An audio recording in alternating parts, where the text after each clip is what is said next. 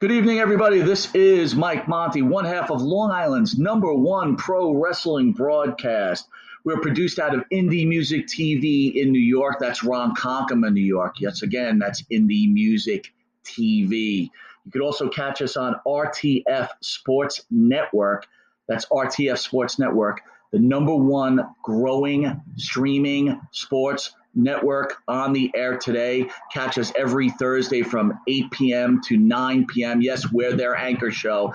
And catch our rerun on a morning drive time from 10 to 11 a.m. You could also catch us on the Monte and the Pharaoh YouTube page, the Facebook Live Monte and the Pharaoh page, Twitch TV Monte and the Pharaoh page, Spotify, iHeartRadio, Anchor, or any streaming network. We're on it. You can find us anywhere. Also catch us on New York Cable, Channel 115, every Tuesday from 8:30 p.m. to 9 p.m. Also catch us Saturday mornings on Channel 115 from 6 a.m. to 6:30 a.m. And catch us Saturday morning at 1:30 a.m. on Channel 20. Soon we'll be coming to Amazon, so catch us there also. We want to thank everybody for the support. And again, please catch us every Thursday, 9 p.m. to 10 p.m., Monte the Pharaoh, Long Island's number one pro wrestling broadcast, new, old, endangered, and let's have a little fun. Talk to you soon. Hey guys, this is Mike Monty, co-host of Long Island's number one pro wrestling broadcast, produced out of Indie Music TV in Long Island, New York. Listen, we're about to talk about charity promotion. Are you registered to vote? HeadCount is a nonpartisan organization that works with music and entertainment industry to get fans to vote. To update and check your voter registration status, go to headcount.org, where you'll find your information you need to be ready for election day. Now, again, wrestling fans, this is important, right? You're making a difference. Join Monty and the Pharaoh. Use your right to vote. This is one great thing that people from this great country have to do. So again, go to HeadCount. Find out where you have to register. Go to headcount.org. This is Mike Monty from Long Island's number one pro wrestling broadcast. Have a great one. And don't forget, vote.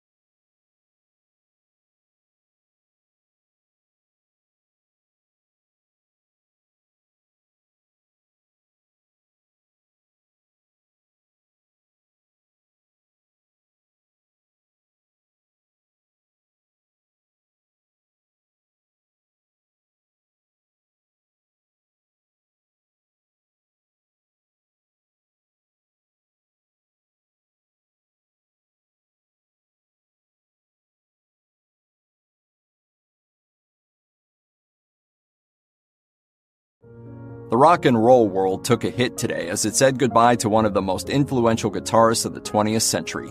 TMZ reported that Eddie Van Halen, of his righteously successful namesake band, lost his years-long battle with throat cancer. He was just 65 years old. His wife Janie, son Wolfgang, and brother Alex were with him when he died. Eddie had been struggling to fight the cancer for over a decade, but he finally succumbed to it after it recently spread to his brain and other organs. Eddie himself attributed the disease not to his many years of heavy smoking, but to a metal guitar pick that he used to bite down on over 2 decades ago. Eddie and Alex founded their eponymous band in Pasadena, California, with bassist Michael Anthony and singer David Lee Roth in 1972. The band released more than 10 albums, many of which enjoyed multi-platinum success. My whole life has been music. I could not imagine anything else. A bandmate as well as a son, Wolfgang Van Halen actually had an excellent relationship with his father. He joined the band as bassist in 2006, going on tour and releasing the studio album A Different Kind of Truth with his dad in 2012. Wolfgang lamented the loss of his father on Twitter not long after his passing. "I can't believe I'm having to write this, but my father, Edward Ludwig Van Halen, has lost his long and arduous battle with cancer this morning. He was the best father I could ever ask for. Every moment I've shared with him on and off stage was a gift. I love you so much, Pop." Alice in Chains guitarist and co-lead vocalist William Duvall also said goodbye to his friend Eddie on Twitter. "Unbelievable. Hard to imagine a world without you in it. So many treasured memories attached to your music, your sound, your image, your attitude. No doubt the memories and mourning will continue to lament the sad death of Eddie Van Halen in the coming days."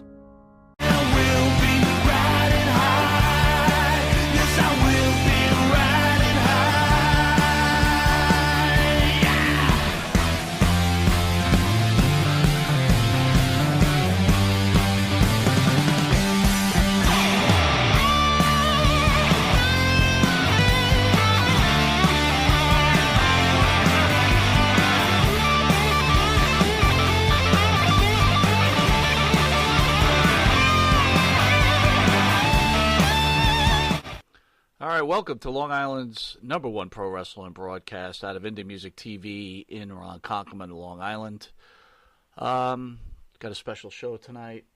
Unfortunately, we lost one of the great music icons in the world. Eddie Van Halen passed away a couple of days ago.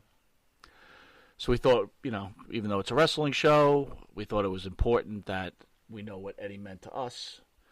And first I want to welcome owner of Indie Music TV and blues icon. Can I call you a blues icon, Mr. Chris Patty? I appreciate that. Icon, I don't know about, but thank you very much. And thank you for coming in and being able to talk with us about Eddie at this time. To the right is the star of the show, Jimmy Pharaoh. Greetings, everybody. Good evening. What's happening, Mike, besides the obvious? Yep.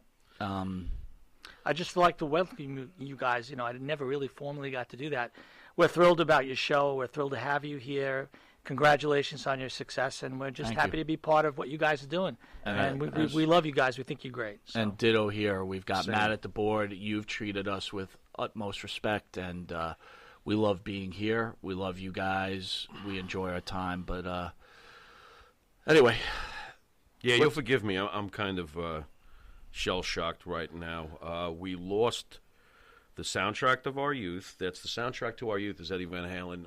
Eddie was not only the greatest of his time at his instrument, but there were so many different reasons for it. Technically, he had no peer. We all know this. The first time we heard the finger tapping, there may have been a few guitar players who had messed with it a little bit, but Eddie took it and made it his own and made it a sound that everybody else wanted to try to be like. Eddie was an original, a true original. So when he plugged in, you knew it was Eddie Van Halen. One of the other things that made him so great is that he had pop sensibility, and that's what separates him from so many of the other great metal guitar players from the 80s or hard rock guitar players. Eddie had a sense of pop. Eddie could write Jump. Eddie could write, even at the very beginning when they did the cover of the Kinks' You've Really Got Me, he understood the formula. Get in, get out, an insane guitar solo in the middle, some great choruses. Eddie understood it all. And he basically was Mozart on guitar. I've thought about over the last day or so since hearing of his passing, he was only 65. And this is a strange thought, but my father's hero growing up was Sinatra. Now, my father was about 17, 18 when Frank was doing his thing. And I thought about it, and my father lost Frank when my father was in his 50s. And here we are in our 50s, and we lost Eddie. The only difference is at least Frank got to, about 80 years old. Eddie left us way too soon.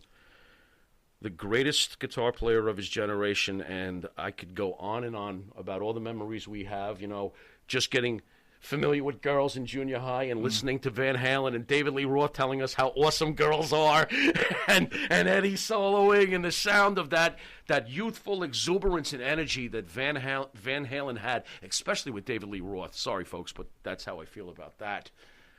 The greatest of his generation. Chris, thoughts? It's funny. I mean, I like to consider myself kind of a tough guy, manly kind of guy, but I have to say it did bring me to tears when I heard it.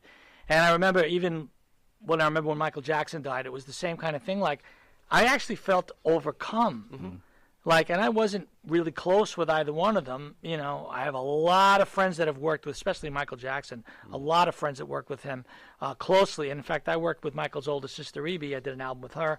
But Eddie Van Halen, a lot of close friends of mine. One of my closest friends, I've been a mentor to, lived across the street from Eddie. So I used to go to his house in Mulholland Drive, and I used to hear Eddie playing all the time. And Eddie also used to be out here in Port Jefferson. So when he first developed cancer of the tongue, he was getting treatments at Stony Brook University. And he used to go to a place called Pace's Steakhouse. I used to see him there all the time, very regular guy, kind of on the quiet side. But a gentle soul. But, there's Van Halen as the group, and then there's Eddie as the icon guitar genius. And my thing as being a musician for so many years, as much as I believe in virtuosity and all that, the thing I love about those guys, they never took themselves too seriously. And as much as I think Sammy Hagar was great, and I think that when he replaced David Lee Roth, technically, maybe he's a better singer, but it lost that campy. Eddie was like, look at this, and he would just play something insane, but didn't take it seriously. So it was just entertainment. It wasn't masturbatory. It wasn't all, oh, we're so great, look at us. It was just great entertainment. But at the same time, it was brilliant on so many levels. Marketing-wise, the songs, like you mentioned, the Jim, the hooks, amazing hooks, great production, great playing. I mean, Alex Van Halen as well. I saw them live the last time. Alex Van Halen. I saw them on the comeback tour with when David Lee Roth first got in the band. First of all, the guy had abs like a 15-year-old. Yeah. I don't know how he did it at 60 years old. I'm looking at the guy with no shirt and going, that can't be real. What are they, photoshopping in real time? The guy looked amazing. He had insane energy on stage. He sang every note perfectly. The band was amazing. And Alex Van Halen did this drum solo, and they had like 10 cameras. And they had it all sequenced to he's doing this, camera left, right, top, and it was sequenced perfect. Like the camera people and the sound people knew exactly what he was going to play in that solo. I've never seen anything that good in my life. It blew me away. And this was towards the end of their reign. This was probably 2006, 2007, that sounds something about like the that. right time. Yeah. But just a brilliant, iconic group. I mean, the tapping, I don't know if a lot of people know, it started with flamenco guitar players, Spanish guitar players. Eddie took that style, and he put it on electric, and changed the whole feel and the whole sound, and basically inspired a generation of guitar players, that inspired a generation of guitar players, that inspired a generation. We're third generation now into Van Halen's legacy, in my opinion. Yeah. God, you can't say enough about the guy. I don't want it to be lost either. While it was not exactly popular when Eddie started to concentrate on piano, I just listened to, right now on the way over here, that piano work is brilliant. That song is brilliant. The lyrics are brilliant. And even though I wasn't a fan of, as they call it, Van Hagar, although I did like a few songs, there was some gems in those, them there hills. I think he had 4 more platinum albums with Sammy after the first 6 with David. Right. So he just adapted, changed. He changed the sound. Sammy was the perfect fit for that change in sound. They went to the well one time too many with Gary Sharon, but that's another story. I have to say that, but that's just because that's the truth. But in general, Eddie's brilliance just repeated over and over again. He would reinvent himself. And I thought his piano playing, his keyboard playing was quite amazing. And it added a whole, because Eddie really, as much as, the rock and roll trio, sound with bass, drums, and guitar or whatever, he wanted to add other elements to it, but also was a smart business guy and realized there was a sound, there was a look, and he didn't want to mess with that too much. So in keeping with what you said, he added just enough in the keyboards where he could go over and play the keyboard part live and then play the guitar, and it didn't all of a sudden become something else, where they would lose their core audience and go, where are they going with this now? Now there's keyboards, and is there going to be horns? And no, he kept true to the elements that they made so successful, but they also expanded on it, I think, in a brilliant but minimalistic way, which I think was great. To enhance the minimalistic point, Eddie was one of the few guitar players when he would do a guitar solo. Usually on guitar solos, you will hear guitar rhythm tracks to enhance and support the muscle of it. Not here, baby. You'd hear Michael Anthony, Alex, and Eddie soloing. There was usually not a rhythm guitar behind it. That's how powerful his lead capabilities were. He could fill up the whole thing. He didn't need the extra. Jimmy Page would sit there and put a million, other guitars in there, but that's his approach. Eddie Van Halen was brilliant at playing rhythm and then lead and rhythm and then lead, kind of like different genre, but like Stevie Ray Vaughan, same kind of thing. He did not have rhythm underneath the whole song and then solo over the top. Right. No, that guy was used to being in a club live, just him, bass player and drums, and maybe a keyboard player if you're lucky. The Hendrix so they had to approach. fill in, Right. and Eddie was from the same school. He was able to do both. Yep. And it just, he's just on every level a great musician. And you're the one who got me into Van Halen, so it's all your fault. Well, if anyone's tuning in right now, on the dais is the star of the show, Jimmy Pharaoh, who's part of the band Wisteria Hall. Wisteria Hall sings our theme song, Riding High, and you could get their music on Spotify, Reverb Nation, or wherever music is sold. And Chris Patty, who owns this station, is also a blues icon who's had a top 15 album in blues, right? Yeah. Can you tell the fans a little bit about yourself? Sure. I mean, I actually started as a drummer. And played disco bands in the late 70s. I was like 13 years old. They would bring me in the kitchen because I was too young to actually be in the club, so they'd bring me through the kitchen. And I had an older brother who's a great guitar player. My brother John played with Edgar Winter for years, and he replaced Rick Derringer. Hello. In fact, he's written for Rick Derringer. Hello.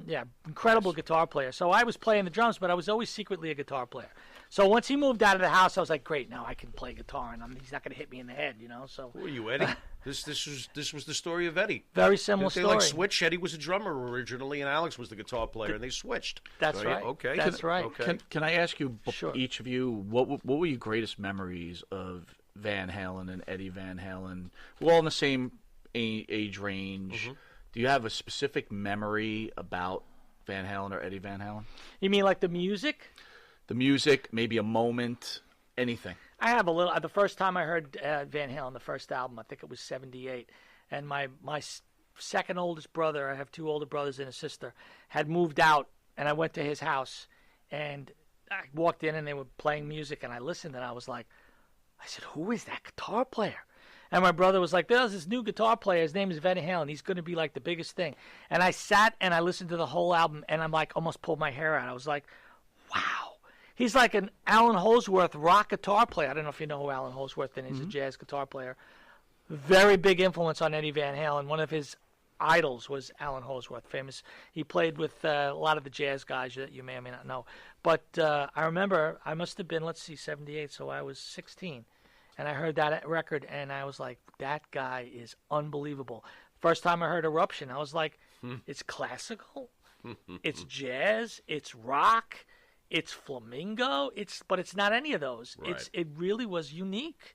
And just he nailed every note. The tone was amazing. It was distorted, but it had punch. It wasn't just a buzzy sound. Everything about it, I was like, that guy, wow. And that was ever since then. That was my first time I ever heard him, and he blew my mind. I do believe that they are the greatest. I was thinking about this quite a bit today. I think Van Halen is the greatest American hard rock band in the history of this country. Because I was thinking about it, the only other band that I could come up with who deserves to be like maybe a debate is Aerosmith. However, this is where it differentiates, though. Joe Perry was very much like a Jimmy Page type. No one was like Eddie. No one was like Eddie. Eddie was absolutely the pioneer of his sound. He redefined so to me, the instrument.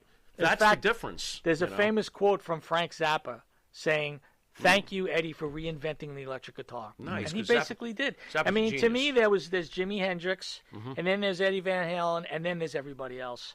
Because you take even Joe Satriani and Steve Vai, and those guys are great, and I know them well, but they were very influenced by Eddie when he first came out. Everybody was like, "What's he doing? I got to figure that out. How's he getting that sound?"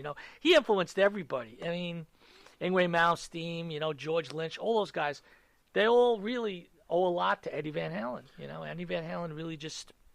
Well, I'm coming at it from a different angle, right? So I'm not a musician, as you know. I've loved music.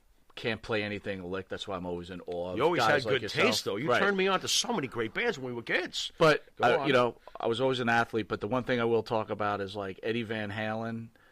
Like, remember Valerie Bertinelli, man? The guy had the hottest girl. Yes, he did. Remember? And you're like, this guy's got it all, right? Yeah. And I would think about, like, girls you would date or girls we hung around, right? They all loved David Lee Roth. Oh. They all loved Eddie loved Van Eddie Halen. more than David. Yeah. Eddie was the most popular, guy in high school to a lot of these girls. Go on. And I think, on a simple matter, like Chris, you were saying, like, it was just good time music. I can remember driving in our car, singing along, everybody just having a blast. Right. I can remember each person taking a line, right? Not too complicated. Wow, you remember that stuff. Yeah, absolutely. Wow. And it was like everybody knew the words, and Right. it just, I felt a couple of days ago we lost a huge part of our youth. It's like my mortality hit me in my face. Yeah. Like, we knew that Eddie was sick for a long time, right? I hear that. Almost 20 years. Yeah, and you just figure sooner or later the cancer's going to get you, right? No matter what. And it just, unfortunately, and it was hard. It's hard. It's like I said, a part of my youth was ripped away from me. Ripped Tuesday. away. That's the perfect way of saying it. Hey, before we close out on the great Eddie Van Halen, and I see you have it here, so I do want to know, what's your favorite Van Halen song ever? Wow. Ever, if you have to pick one. Boy, it's rough. It is rough, but I'm gonna have to probably the one that's again.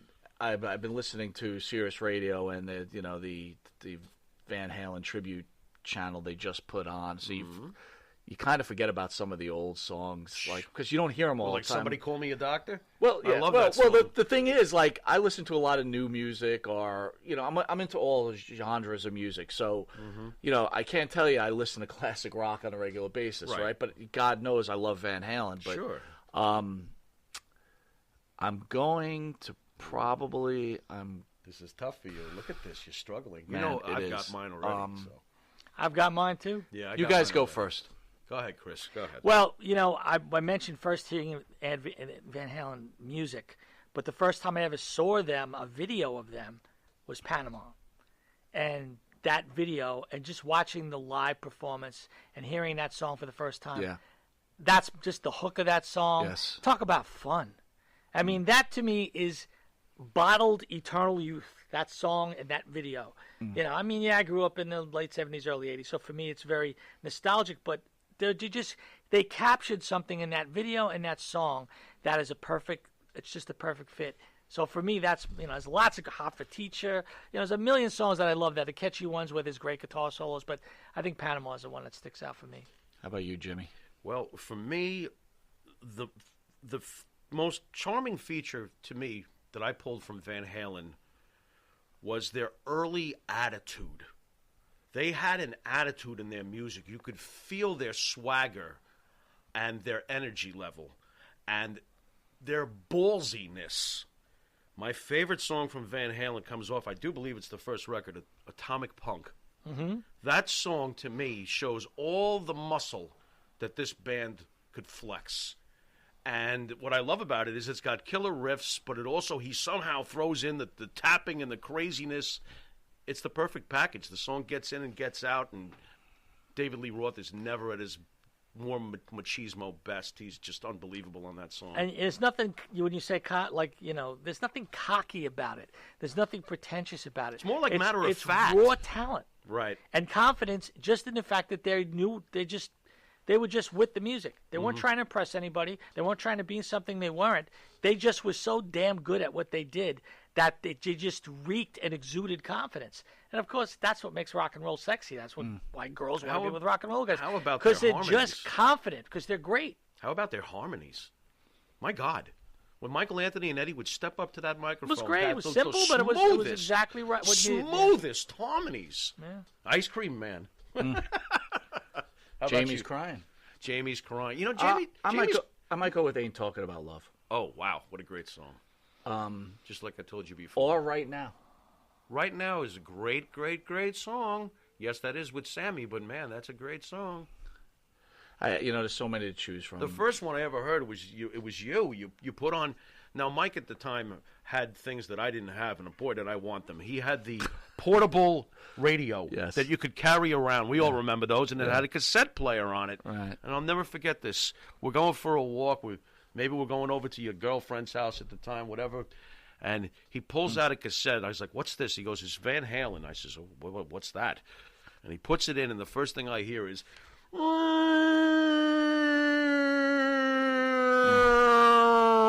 Dun, dun, dun, dun.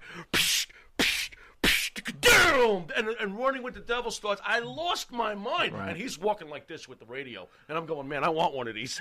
It's like, I'll never forget. That's the stuff I remember. I remember that like yesterday. That's the stuff just I like remember. Brought me back. Wow. What a beginning to a song, too. Oh, my God. Talk about, hi, guys, here we are. Here's our first tune. We're gonna kick the crap out of everybody. Pay attention. You know, before we end it, the one thing I wanted to say too is I saw them at the beach a couple of years ago. David certainly doesn't have the licks he used to have, right? But okay, what a great concert! Like, how much fun was that concert? Me and my wife were like, it was just a great time. And what about that guy who got thrown out though, trying to hop the fence? That was me. Yeah, but you know what? Anyway, Mike, isn't that really what it's all? Isn't that what it's all about? When you're an entertainer, it's really not about impressing people with your virtuosity. Right. You know that you could play 8 million notes. That was a great show. Really clean and all that. Show. But people just loved it for what it was. And yes, was it virtuistic? Yes. Was it great musically? Yes. But it was fun. Right. It was fun, and that talk about having a perfect, act or perfect career. They were fun, but they were great musically. On every level, they had greatness, and that's very rare. And never really never got in trouble, really. No, right? not really. Had normal problems just like everybody else. Divorces, breakups, sickness, right? Anyway, rest in peace, Eddie Van Halen. We all lost a part of our lives a couple of days ago. Thank you for what you've done. I mean, we, in our age bracket, we've seen a lot. And, I got to tell you, in a lot of cases, we're more privileged than a lot of people. We've seen the dawn of computers. We've seen the dawn of electronic music. We've seen old music, new music. And again, a lot of times I used to think back, like, if I could start over, what generation would I take? I think we had born in the right time. We had a really, really good time. And let me really clear it up. We grew up with Beethoven, and Beethoven just passed away. Yeah. Can't say much more than that. That's simple, All right, with that, we're going to take a quick commercial break. Live your life like there's no tomorrow. Love you, Eddie. You need a body shop? You need engine repair? Auto Excellence. Collision Specialists. 631-261-6420. That's 631-261-6420. Auto Excellence.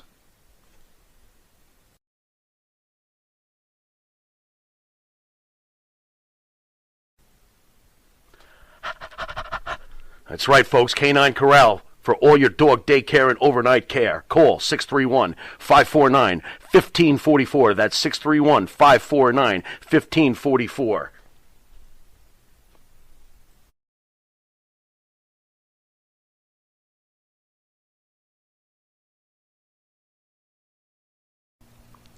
And APB, American Protection Bureau, voted #1 best on Long Island for all your security needs. Call 631-390-9050. That's 631-390-9050. APB.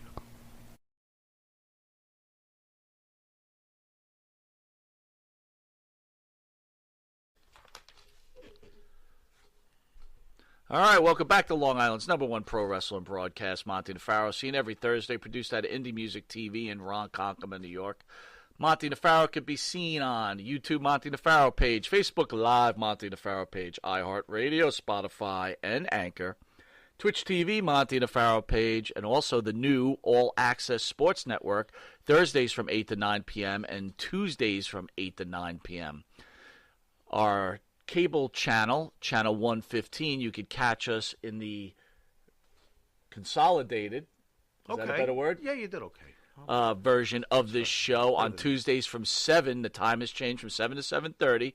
And from early risers, 6 a.m. to 6:30 a.m. on Saturdays. We're also seen on Channel 20 at Friday at 2 a.m. in the morning. That's this Friday. That's a few hours from now. So for all you partiers, you could get your fill on Monte The Pharaoh.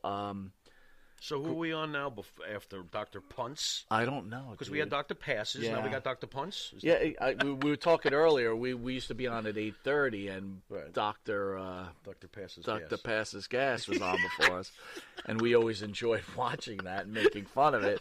And now we don't know who to, now we just started at 7 o'clock. That wine episode where he was tasting all the wines. That was great. I love that episode. So interesting. It is. It is a good episode. So tell us about the Pinot Noir. No, doctor, tell us about your gas. Passes gas. The dentist who drinks wine.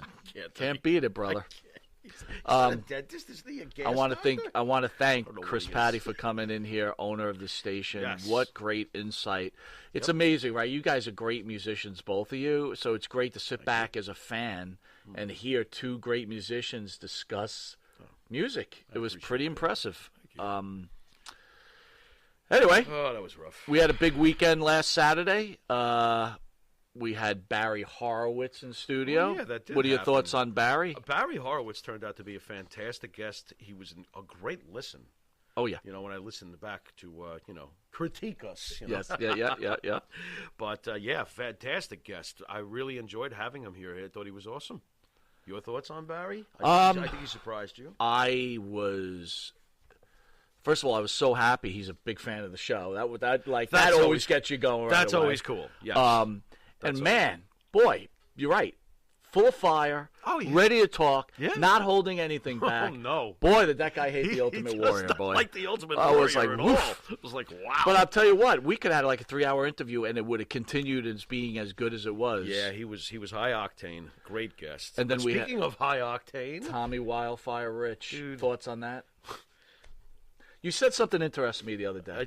You said you realize that Tommy Wildfire Rich is one of your top 10 best favorite wrestlers. Didn't you say that? No, I was saying he's one of our all-time favorite faces from those days, probably because we didn't get to see too much of him. And he didn't come across to me as backline irritating as a good guy, I guess. I always thought Tommy Rich was a pretty big guy physically. Yeah. I didn't think of him as a smaller guy, Well, I always took him very seriously. Yeah, but you could tell the dude didn't lift weights. Like, you remember, he was always very that's soft. fair. He was soft, right? Soft? Yeah, soft. I don't consider that soft. I just considered him naturally big, because if you look at... big guy. Don't get me wrong. What about Cowboy Bob Orton? He wasn't all defined. That's not soft. No. He wasn't defined. You know what? That's a good point. You know what I'm getting That's at. a good He point. was just big, raw-boned Southern guy. You're right. What I did, I got to admit, though, we don't mark out very much anymore. Right. At all, really. We've kind of become pretty hard into this whole business.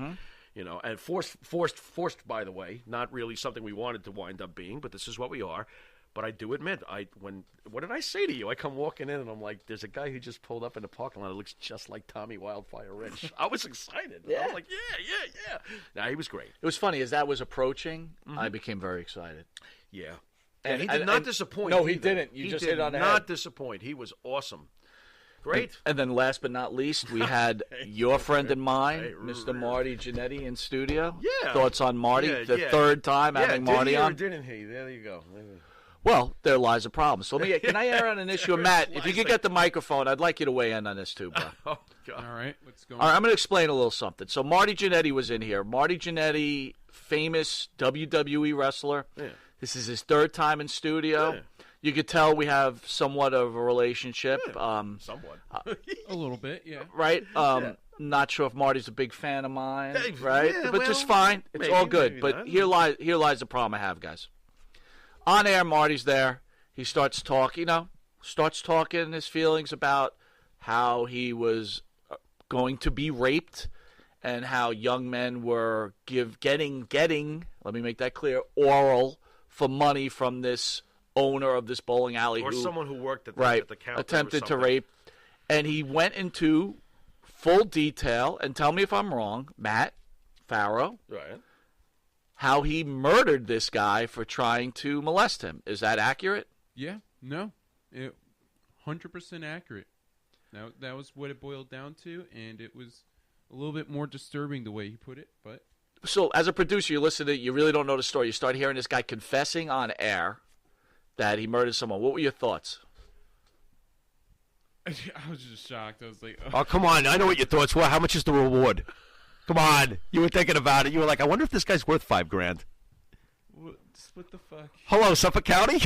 Well, okay, so let's speak about this. So this is Marty's first interview about that subject, That's right? true, yeah. Pharaoh presents the question. Yeah, It's the first interview. He basically admits to murdering this guy. And he tells a story how the cops got on him about this, so then he said it was a storyline, but on this show, he then continually kept talking how he killed this guy, that it wasn't a work, right? It wasn't fake. Little do we know, I'm looking through 2 days later, I'm home, got a little time, right? Kind of cut some stuff for YouTube. I'm like, all right, let me look at this Marty interview, because I didn't get a chance to watch it. Let me cut it a little bit, right? I needed to get a clip of something, because I was going to do a little clip of his statement, right? Right. I look it up. And there's a whole bunch of news articles. Every dirt sheet out there, paper. And what do? They give another show the credit because he was on another show 24, 48 hours after. Later. Right, after. And the guy watches our show and asks him the same question, and he gets the same story. And all the papers are reading, Marty Jannetty admits to murder, as seen on this other guy's show. I'm going to say his name. Fucking Hannibal. How you doing, other guy? Hannibal's another wrestling show, okay? He's bigger than us. We got it, right? Fair enough? I already fell asleep when you said Hannibal. I'm sorry. Go on. But he's bigger than Boring! Go on. But he got the street cred of course for this. That's because he's got How hep. fucking Because he's got hep! What's wrong with you? Matt, weigh in, He dude. paid his dues. I'm... Go ahead, Matt. Follow that up. Wow, I mean, it sounds like they didn't do the photojournalism thing and follow through with the story. Why because... would they? That would take effort. Yeah. What are you thinking? Stop making sense. It's unfair. I can't do that. Can someone give us a little love? No! Give us just a little. Monty and who? Who the fuck Monty? Bro, this is not the first time. This is like it's like the 20th time. Second. 20th time. Like the 20th time. They steal our set. They steal our shtick. They steal our commentary. He tried to order a fedora from you. Yes. What are you talking about? Oh, I my can't God. anymore. Anyway, Citizens Beeswax, he's a fan of the show. Okay, I like that. He says we're the conquistadors of professional wrestling podcasting. Should We're I a broadcast, by Wait the a way. minute, should I be happy about that? I don't know. What are your The thoughts on that? Conquistadors? What are your thoughts on that? Wait a minute. What the conquistadors? Yeah, like is that a knock? I think it might be. It might be a knock, right? What the frig, bro? You could have at least said Rods and Estrada. What the hell? That's pretty funny, though, conquistadors. He's got a sense of humor. That's funny. If you were to say, if you had to put us in that, who are we? Who are we? Oh, my God. Not the conquistadors. Oh, wow. I don't know. I would have to think about that. Well, why? Do you have an idea who we are? Sure. Who? What? Fuji and Saito. Fuji and Saito? How the hell did we become Fuji and Saito? I don't see that. I can't. I thought you were going to say Rex and King. Maybe Moondogs. The Moondogs. You're King. You know what? Oh, I'm my gonna go God. East-West connection. Ventura and Adonis. Wait a minute. We could go with that. But you have you had the body, and Adonis lost his. What are you talking about? That wouldn't work either. Anyway. Wow, what are we? Anyway, you know what, Hannibal? Kevin Owens it's and like, Sami Zayn? Hannibal, if you're out there, brother, which I know you are, can you yeah. please, stop watching us? Get original. Yeah, get original, Do bro. something on Seriously, your own. Getting a little old. You know? Getting a little old. I don't care what you... Whatever, man. Whatever. Hey. So last night, What? vice presidential debate. Did you get a chance to watch it? Wait. Hold on. Is that a fly? I didn't see it. I didn't see the debate because you know how I feel about the Liars Committee on all sides. But I heard about this fly. There was a fly that landed. Well, first of all, for fans that don't know, the vice presidents, the vice president elect, and the vice president and had their a names debate. Are what's their names? You had Kamala Harris. Kamala Harris. Not Killer Khan. Kamala Harris versus Pence. Mike Pence, the vice president. Okay. So they're going back and forth. They're jostling. Whatever. It was actually a decent debate. Jostling? We'll jostle. Did they wear masks? Hard to, Did no they masks. No masks. They didn't wear masks. But they were socially distanced. How the heck did they agree to that? I'm not going to him. He's not wearing a mask. But I will tell you. Okay. Midway through, and Matt, did you catch that? A fly lands on Pence's head. And I'm like, are you kidding me right now? Now, wait a minute. Now, hold on. I didn't see it. Right. Still haven't seen it. Okay. How big was the fly? Big. Well, like a horseshoe fly? What are we talking about? Was it that big or was like it because of the farm gray hair? Flies? It showed it. It was like one of those like medium-sized like horseshoe flies. Like medium-sized. But like it's going to bug you out. Right.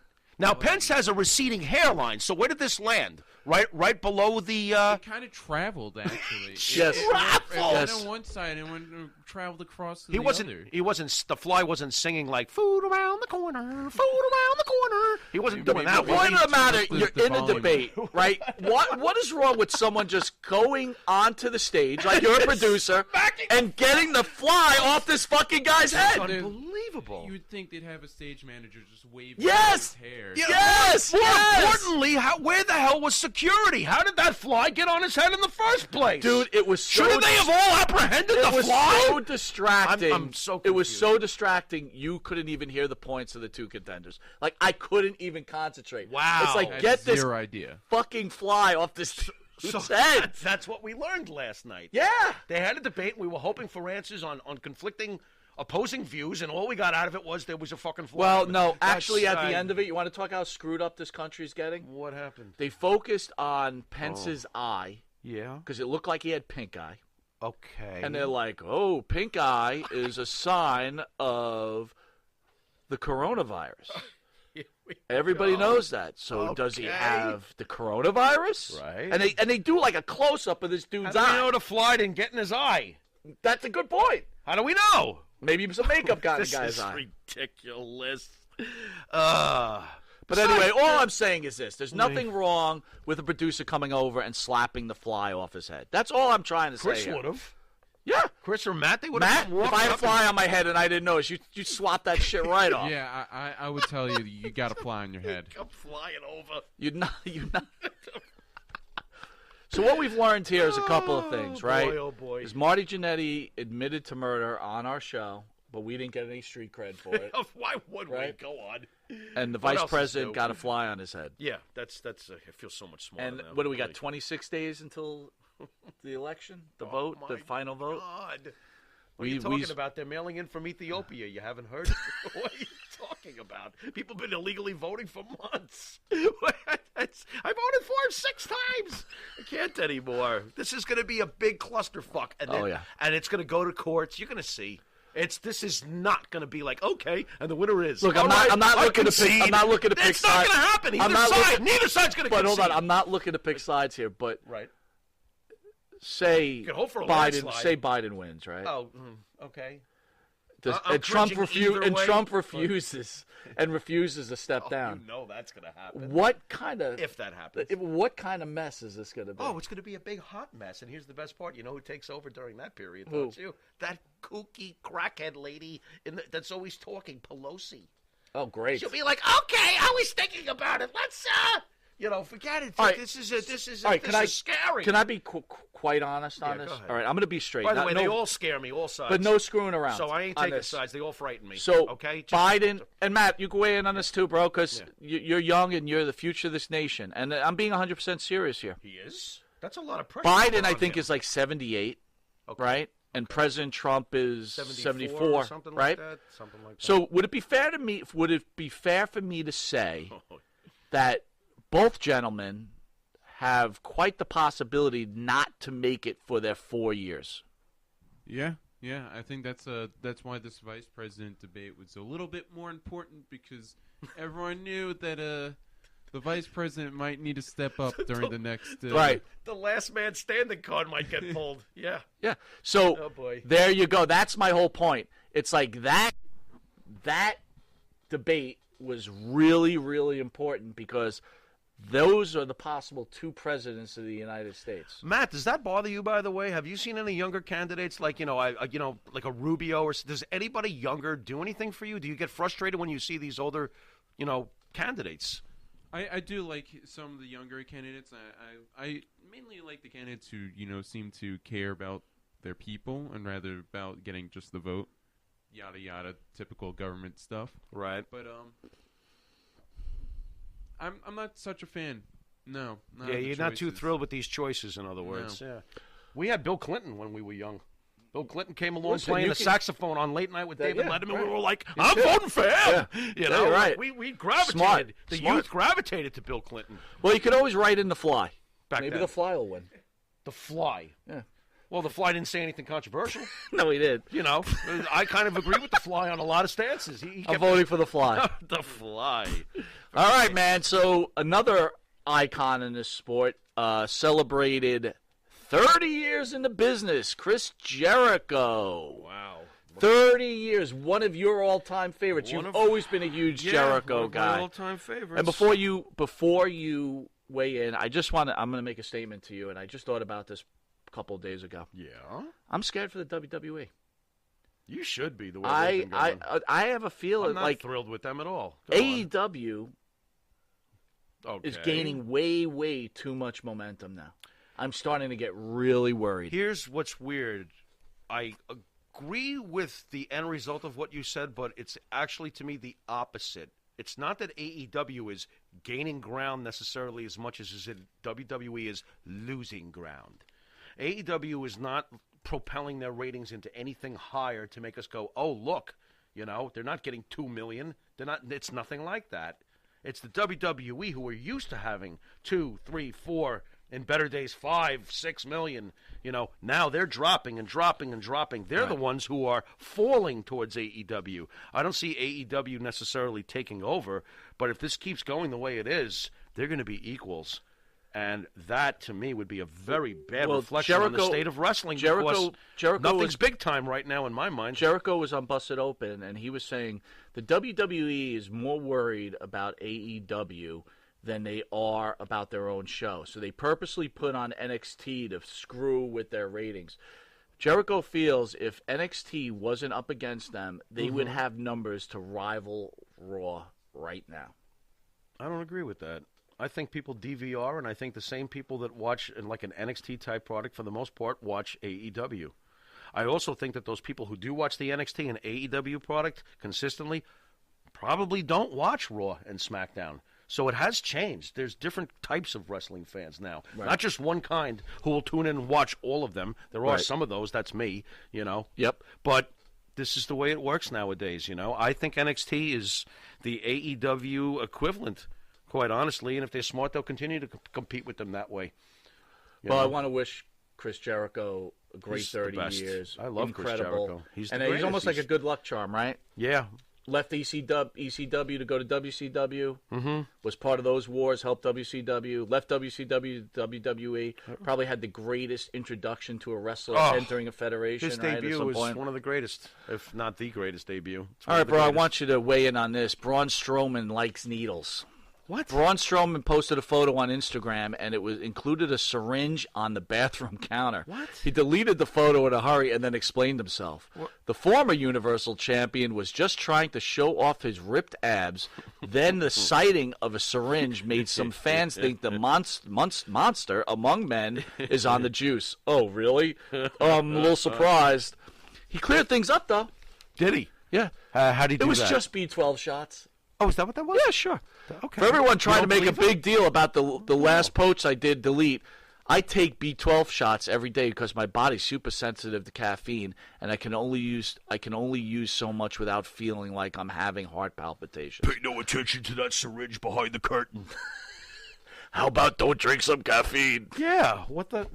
Nah. And why would you delete it then? Check out my ripped abs. Oops. It's like he just put it in his ass right before he took the picture. No, you really think Braun stop already. Strowman's taking the gas?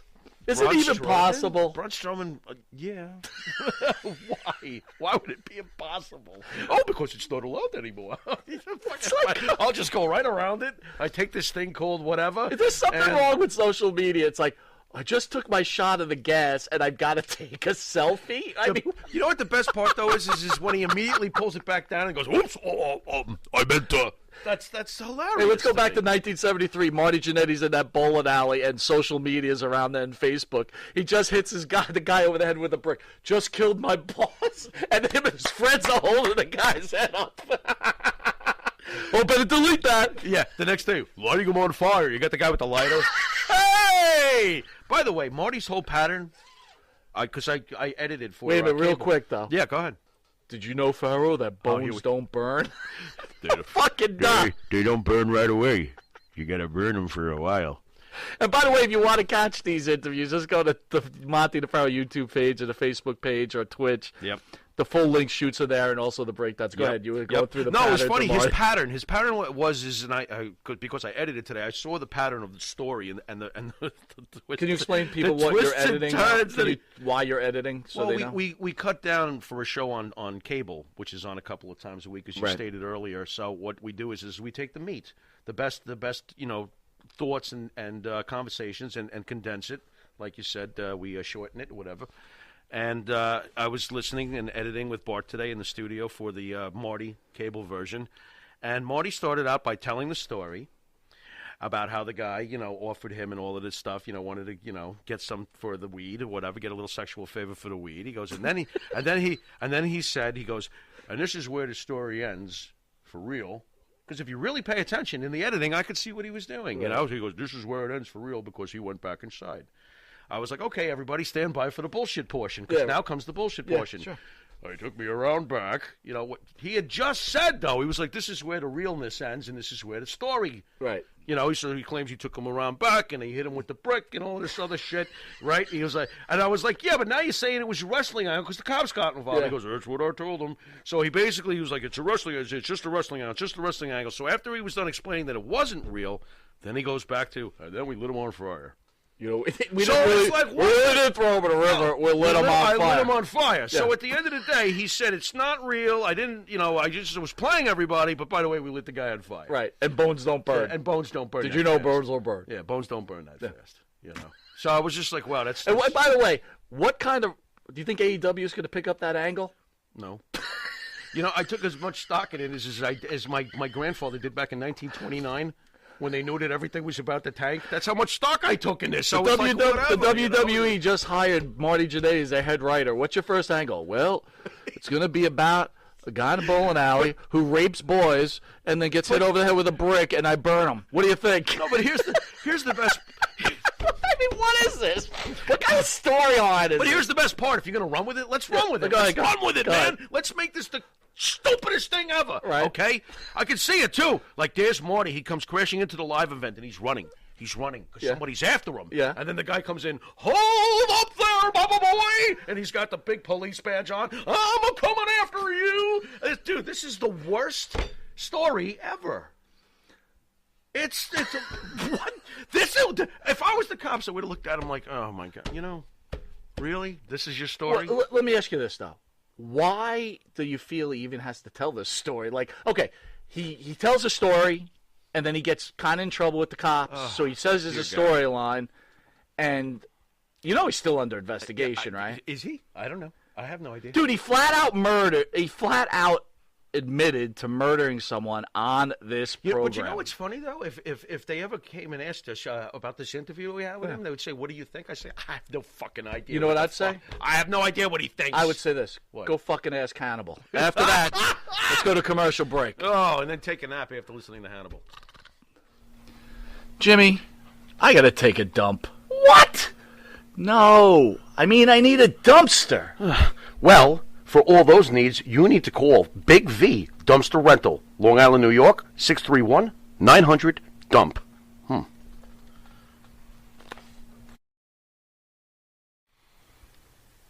The Monte and the Pharaoh Show is brought to you by... Because wine is your second favorite four-letter word. California wine, New York attitude. Good fucking wine. Yeah.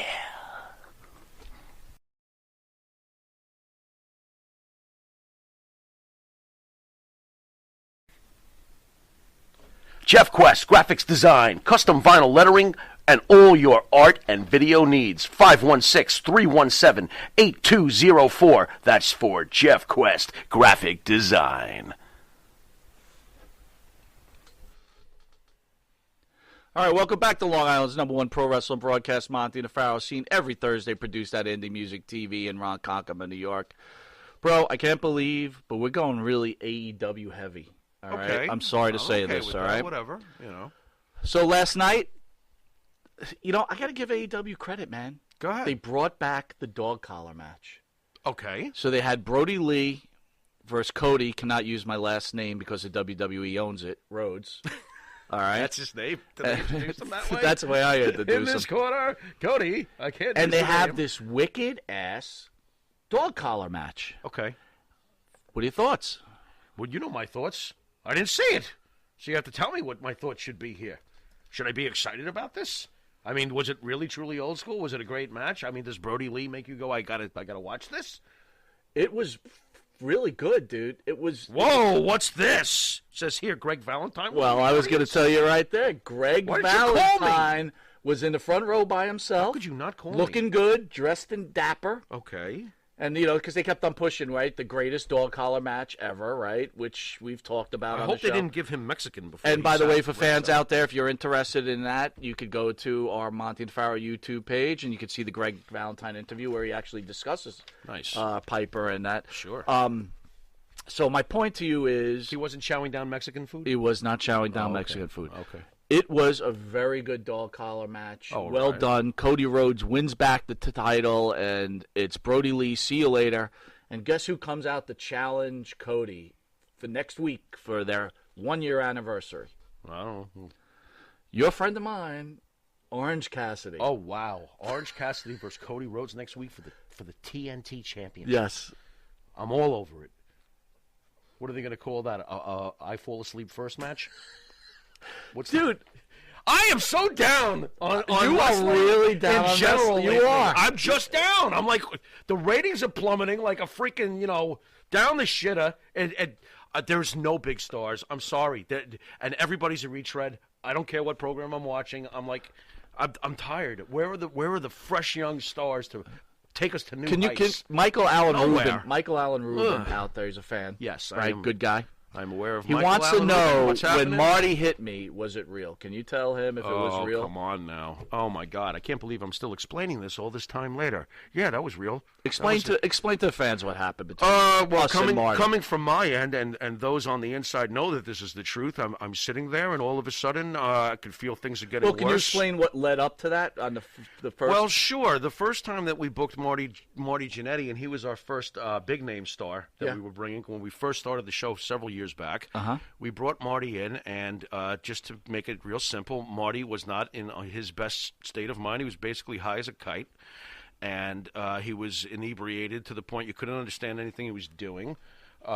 Which you can catch on our YouTube page. Yes, you can. The and destruction of Marty Jannetty. It was absolutely frustrating. We were really rocked by that because this was our first experience. Yep. We were hoping for the best, but quite honestly, that day we got the worst, and it was really bad. So, like responsible wrestling disc jockeys that we are, we spent the next 6 months trashing him because we paid him for services, and he came in and fucked it up. Yep. So we basically let him have it for about half a year, maybe even longer. I can't remember exactly. And then we brought him back because he wanted to, talk about it. Right.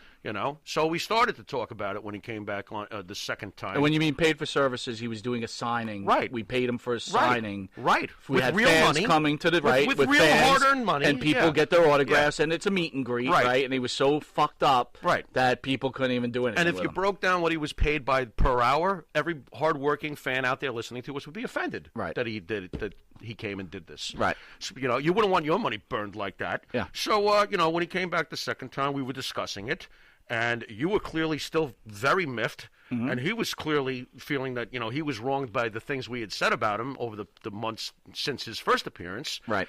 And I sat there going, you know what? And you could see my reaction live. I was like, screw this already. I was like, all this BS and stuff, just get it over with. I could sense something was going to happen. And the next thing I know, Marty's running over and clocking you in the face. That's right. And what people don't see afterwards is I basically earned my Pilgrim State psychiatric card after that because I grabbed him and everything went completely insane. Yeah, there was a stranglehold. It got really out of control. It was completely insane. Marty punched me in the face. Yeah. All good. I'm a man. I wasn't going to sue him. I don't even know how somehow you took it and you didn't even get, that fucked up from it. I was like, holy. Well, you could take a shot. That I know. Well, I'll tell you what. But, look, you know what? I respect him, that he was man enough to come punch me in the face because I wasn't given the right time. So, again, the fans out there, me and Marty are not big fans of each other. Even if you watch this next interview, we're not huge fans of each other. I respect him, again, for the icon he was in the sport because he is an icon. Yeah. He's one of the greats. Sure. But, again, there's issues. Yeah, well, not everything's always solved. It is what it is. Anyway. Bad news for me. Maybe not for you. Okay. Netflix cancels Glow's final season over coronavirus. Oh, that's crushing. Come on, dude. That's one of the best shows. I can't watch Glow anymore on Netflix. They have to close out the show. What was so great about it? What do you mean they have to close it out? Good 80s music. They should girls. They should just put up for 30 seconds, and then the show got canceled because it sucked. The end. And just put the end. That would be great. That would be a good finale. You wouldn't like that? Fine. WWE NXT champion Finn Balor breaks his jaw on TakeOver 31. Okay. All right. And against Kyle O'Reilly. I get the feeling that this was not your idea of a heavyweight championship battle. Well, there you go. You got Finn and Kyle. So now it's my turn. Tipping the scales at 190 apiece. Combined weight of 300 Finn Balor pounds. does have a nice-looking body, though. Oh, you're going to start with this? No, but he's got a good-looking body. He might like to hear that. He might be like, tell me more, thoughts? Mike. Do you think there's a problem with the NXT title? It seems like you hold it, you get hurt. I think there's a problem with NXT, just in general. You don't like now. it? I'm not thrilled about it, and I don't even like Balor being all right, let me there. ask you this. Let's just get to the root of it. Is there anything you like about wrestling now? Not lately. Not one thing. I don't know. Do you have anything for me that would make me get excited? Because don't tell me Randy Orton and Drew McIntyre I'm gonna name a few I've things. had enough of that. Let me name a few things. Go ahead. Good luck. Roman Reigns fighting with his family and the Usos. I could care less. I heard he's king of the tribe now. I'm so excited. Who cares? You're not looking for the possibility of The Rock against Roman Reigns at WrestleMania? Yeah, wouldn't that be nice? But here we go again, going backwards to go forwards. I want a new star. I want a new Rock. I demand one. Vince, enough. How about Roman Reigns? What? Isn't he? No, he's not. What is so? I just got to tune in and see Roman Reigns, huh? He's got Roddy Piper factor, huh? He's got Macho Man Randy Savage factor, huh? No, he doesn't have CM Punk factor. He does not. I want a star. And Vince McMahon, stop being so afraid to make an individual star, because I talked to you about this. If you go back to the old formula of creating a Rock, a Stone Cold, a Mankind, sure, you might create 4 or 5 superstars, and one of them might run off and leave you, but you'll still have the other 4. Stop being so afraid, Vince. We need stars. All right, hold on. How about Alexa Bliss and The Fiend? Okay, it's okay. That's cool. That's cool. You're giving me one storyline. You know what their problem is that, you know that old saying, there's too many cooks in the kitchen? Right. Here's the problem with the WWE, besides the fact that there probably is too many cooks in the kitchen with all the writers instead of just having 1 or 2 men with a vision. Right. There's too many ingredients in the soup. There's too many wrestlers. They have too many wrestlers that got 3 different companies. They don't know what to do with all these ingredients. It's like somebody get back to basics over there.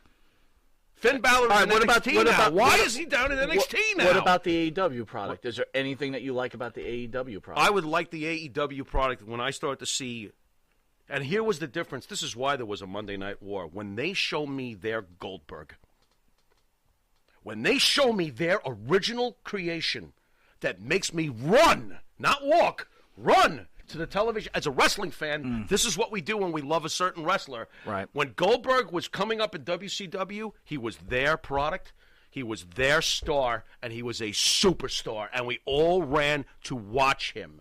When AEW gives me that, not Dean Ambrose, not Chris Jericho, these are WWE retreads at this point. I want an original, and don't give me Orange Cassidy. Stop. That is not CM Punk. That's not John Cena. That's not Hulk Hogan. That's not Macho Man Randy Savage.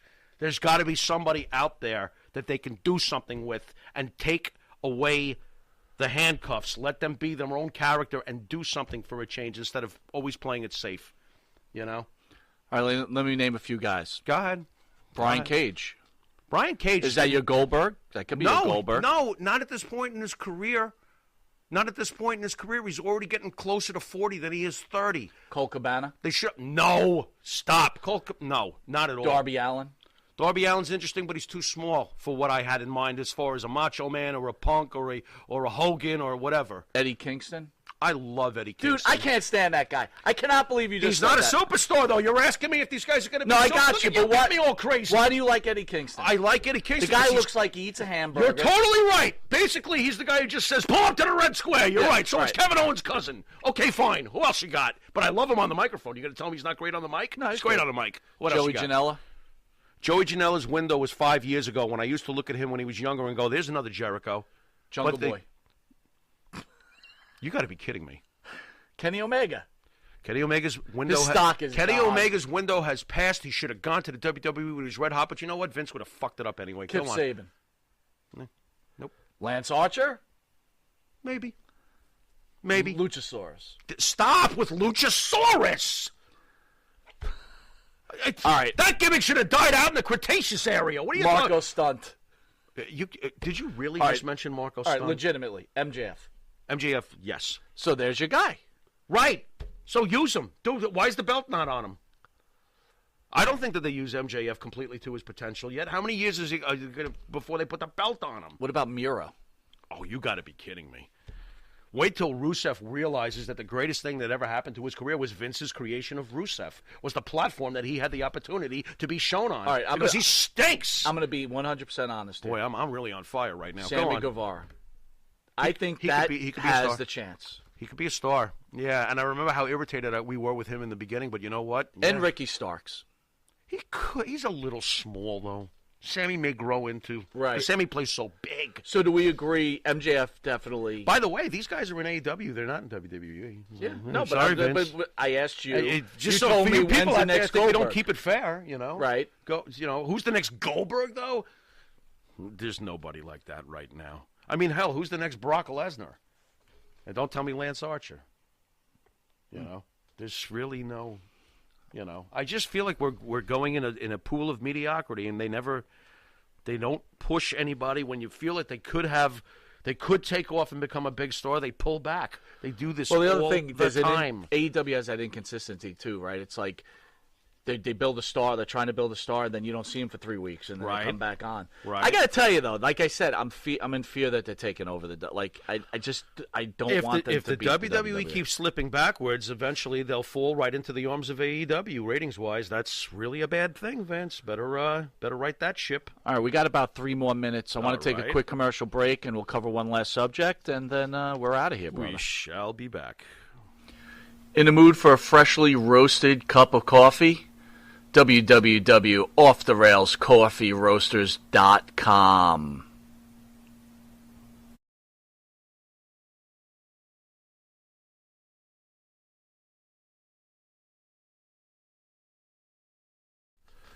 You want to star in your own success? Call QuickCast. www.quickcast.com. 866-7-CAST-NOW. That's 866-7-CAST-NOW. QuickCast. Start your own success. Jimmy, I just got the best hookup on tickets. Fill me in. I went to www.seatslinks.com and ordered the best tickets with the best prices. Call 718-676-0504. SeatsLink, the complete ticket experience. Tell them Charles sent you. All right, welcome back to Long Island's #1 pro wrestling broadcast, Monte The Pharaoh, seen every Thursday, produced out of Indie Music TV in Ronkonkoma. We were just talking about how guest-heavy we were, so it feels good to be just us and just shoot the shit a little bit. Yeah. But I do want to announce again on October 24th, another icon in sport, Nikita Koloff, will be in studio.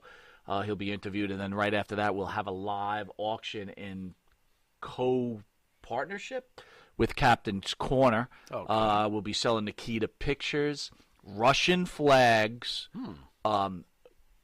gear, actual gear, and magazines, signed magazines, and he signs them on the spot. And he'll sign them to your name, personal, But anyway, go to www.captainscorner.com, and you could pre-order your stuff, and he could do a shout-out as he's signing. It's pretty cool shit. Yep. We did one with Al Snow and Dwight the Clown and Tony Alice, so it's a good time. Pharaoh, last subject. What do you want to hit, brother? Well, geez, I feel like I'm bringing news to you now all of a sudden. That's great. But I just had read that Candy Cartwright has decided to file a suit against Matt Riddle. So it looks like this is not going away anytime soon. We thought it was going away. Matt Riddle had dropped whatever he was charging against her, and now she's turning around and going up against him for how much money? How much money? Well, I'm going to read it right now. Thank you for bringing this up. I had no idea. This is really just breaking news, folks. We've discussed this before on the show about Matt Riddle and Candy Cartwright. That's a lot of money. Candy Cartwright files lawsuit against Matt Riddle, the WWE, Gabe Spillinski, and Evolve for $10 million each, if I could read it real quick. Candy Cartwright has zero plans to back down from allegations she made against Matt Riddle. Sean Ross Sapp of Fightful is reporting that Cartwright, real name Samantha Tavel, has filed a lawsuit in circuit court in Cook County, Illinois against Riddle, the WWE, Evolve, and its owner, Gabe Spillinski. The lawsuit seeks $10 million from each defendant, stemming from allegations Cartwright made accusing Riddle of sexual assault in 2017 and Riddle bragging about it to Spillinski. It also included a lawsuit or allegations that Riddle forced Cartwright to perform oral sex on him by choking her during a bus ride to Evolve 104 in 2018. The lawsuit cites... Just go ahead. You're going to lose. I love this that she goes up against Vince, too. It's just like, what do you what does Vince have to do with it? Yeah, it's all his fault. What does he have to do with it? It must have been his bus or something. He wasn't. The bus that was sitting on, Vince owned it. Why? Because he employs the independent contractor, Matt Riddle? What is that? When you're digging for gold, you're digging for gold. Bro, when is this country... I'm sorry. And that's my levy opinion. penalties against people that do these fraudulent lawsuits? You know something? I would love to see it. I would love to see that kind of shit happen, because when you're wasting the taxpayers' dollars with your bullshit, I got a problem with that. A bus full of people was sleeping on this ride. Right, yeah. And he forced her into giving him oral sex. Right. Meanwhile, they were having an affair. Because he's desperate, Matt Riddle, he's a real desperate guy. Right. Yeah. And he forced her. Yeah, basically looks like Shawn Michaels did 20 years ago. And he forced her. Right. In a busload, and everybody was sleeping. Right. Except them. I heard Sabu was laughing and doing coke. I can't anymore. But dude, do I take it? Do you think this is an angle? Oh my God! Wouldn't that be something? Wouldn't that be Candy Cartwright? Sorry, I didn't mean to say this. I'll burn you alive, man, Riddle. You know what's right? You dick. All right, go ahead. No, I can't remember. No, it's real. You know what would be really funny?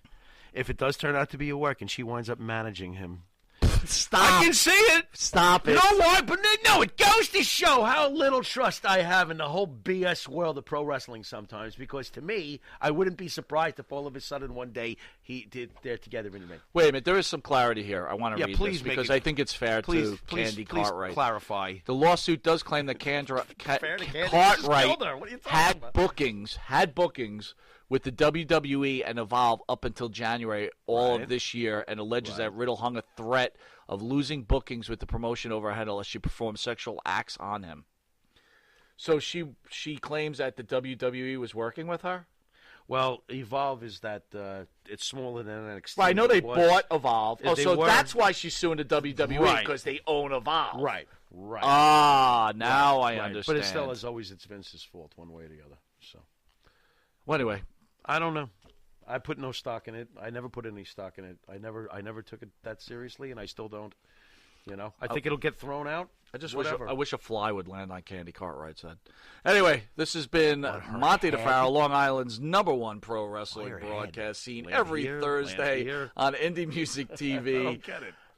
Catch us again on Channel 115, Channel 20, Facebook Live, Monte The Pharaoh YouTube page, and Twitch.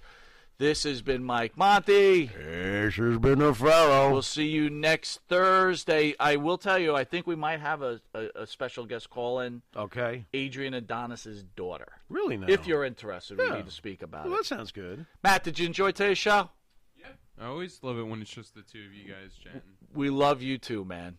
All right. Have a good one, everybody. Please be safe. Wear your masks. And please, in all seriousness, go out there and vote.